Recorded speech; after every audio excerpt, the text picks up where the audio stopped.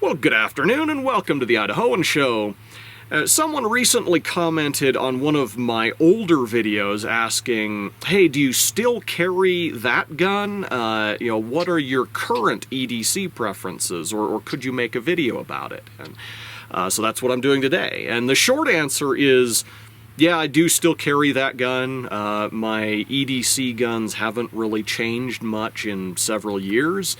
But there's a little bit more to it than that. The truth is, I've run into what you might call an EDC identity crisis, in the sense that I'm not really sure what to carry, and I'm kind of vacillating between two options, neither of which really does what I want it to.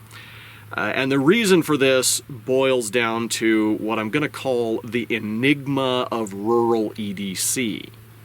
Now, when we start talking about EDC, or everyday carry, most people immediately think of urban EDC, where you're carrying in a densely populated area, so you need relatively deep concealment, but you don't need a whole lot of precision, because if you actually have to deploy your firearm, you're probably going to be shooting at roughly a 10-inch target at less than 10 yards away. And so you do the math, a 10-inch group at 10 yards would be 100 minutes of angle. So there's a lot of EDC pistols on the market that are compact, they're lightweight, they're very easy to carry, very easy to conceal, and they're plenty accurate enough to put a group on a 10-inch target at 10 yards with just a little bit of practice. So there's plenty of options out there for urban EDC. It just comes down to picking one based on your preferences for certain brands or other minor differentiating features. But you get out of town and the situation's a little different. Out here, concealability, not so much of an issue. Of course, you still want the capability to dispatch a threatening 10-inch target at close range, but out here the probability of having to deal with a human assailant is considerably lower than it would be in most cities. At the same time, there's other threats that you might run into out here that you wouldn't have to be concerned about in the city. For example, I could run into an angry bear or a ravenous wolf pack. I know people who've been treed by wolves out here, and it's not an experience that I would relish. So if I have to deal with a large, dangerous animal, then I may need something a little bit more potent than your typical 9mm EDC pistol. And then two, look at the distance around here. There's a good chance I could see something coming more than 10 yards away.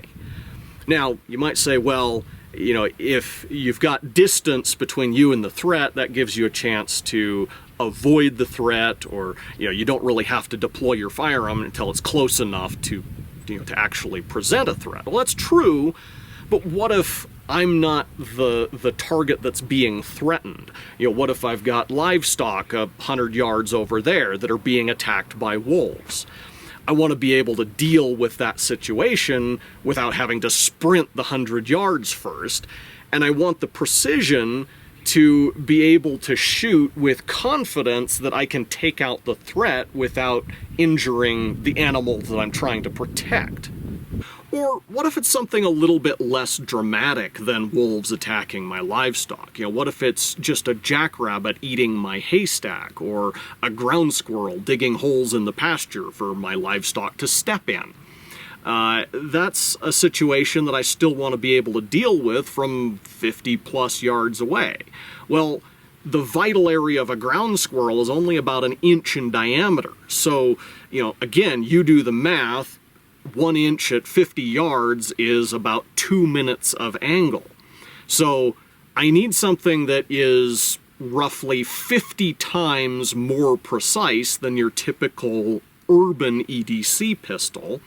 And yet, even though compactness and concealability are not as much of a concern as they would be for urban EDC. I still need something that is small enough and light enough that I can realistically stick it in a holster or on a sling and just kind of forget it's there until I need it for it to qualify as genuine EDC, even in a rural setting. So this is the enigma of rural EDC, is finding a gun that would actually meet not only the power and the accuracy requirements, but also the compactness requirements of this application.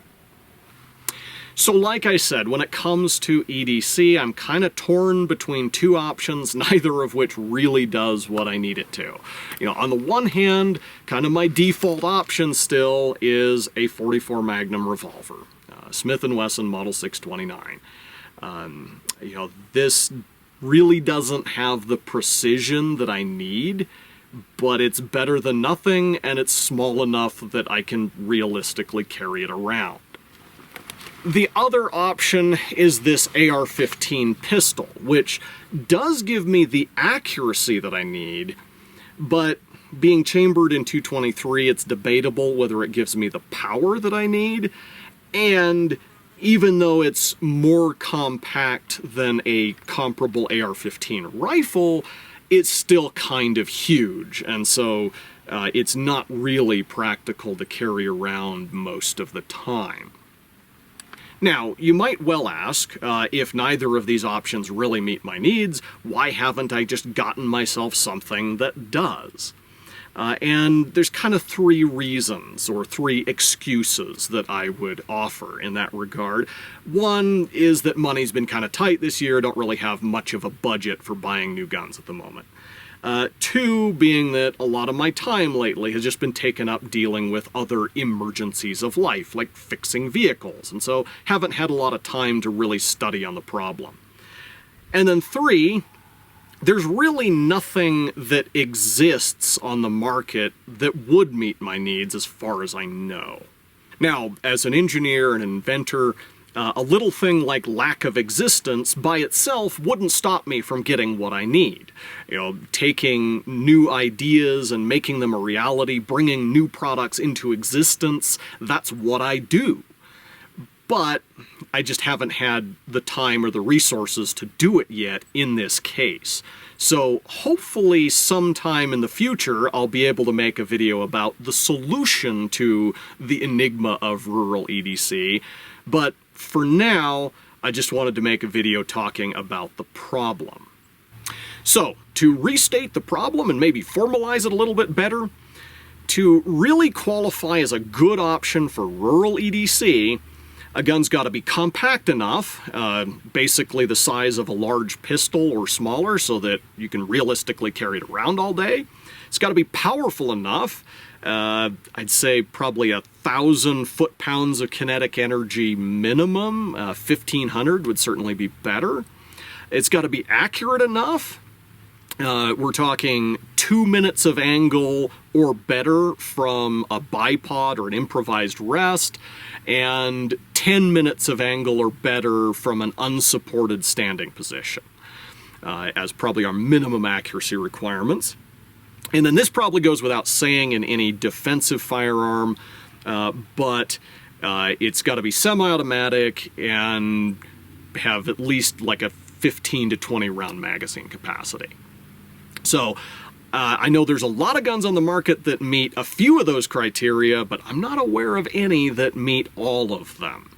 So that is the enigma of rural EDC. Anyway, till next time, thank you for watching the Idahoan Show.